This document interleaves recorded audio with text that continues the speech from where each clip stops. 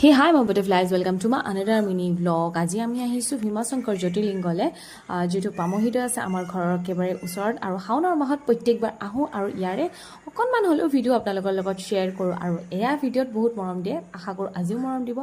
আমি আহি এয়া গণেশ মন্দিৰত চাকি ধূপখিনি ধুনিয়াকে জ্বলালো আৰু ধুনিয়াকে পূজাখিনি দিলো তাৰ পিছত ভন্টিও আহিছিল আমাৰ লগত তাইও ধুনিয়াকে পূজাখিনি কৰিলে আৰু এইবাৰ আমি ওপৰলৈ যাম যেটো তাত শিৱ মন্দিৰটো আছে তালে পূজা কৰিবলৈ যাম ইয়াতে একেবাৰে লাইন দেখিছেনে এই দীঘলীয়া লাইনত থিয় হৈ আছো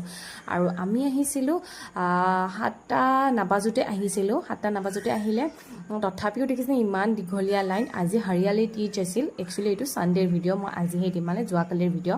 হৰিয়ালি টিচ থাকাৰ কাৰণে বহুতে বেছি মানুহ আৰু সানডে আজিকালি বেছিহে মানুহ হ'বলৈ ধৰে আৰু তাতে আমি লগ পালো চাওক নাকা গনুজিক প্ৰায়ে লগ পাইছিল আগতে কিন্তু আগতে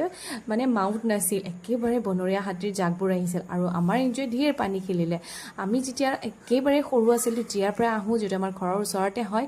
বহুত বেছিয়ে মানে জংগল টাইপৰ এৰিয়া আছিল ৰাস্তা একেবাৰে নাছিল আৰু খুব বেছি হাতীৰ উৎপাত আছিল তেতিয়া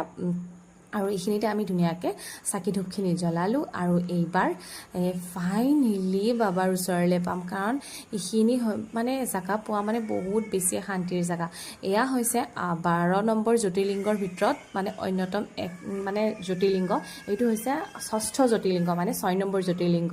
আৰু আমাৰ ওচৰতে যদি জ্যোতিৰ্লিংগ এটা থাকা এখন ঠাইত আমি থাকো মই বহুত বেছি নিজকে লাকি বুলি ভাবো সেইকাৰণে আমি প্ৰত্যেক বছৰে আহো আৰু বাহিৰত যদি আপোনালোকে কৰবাৰ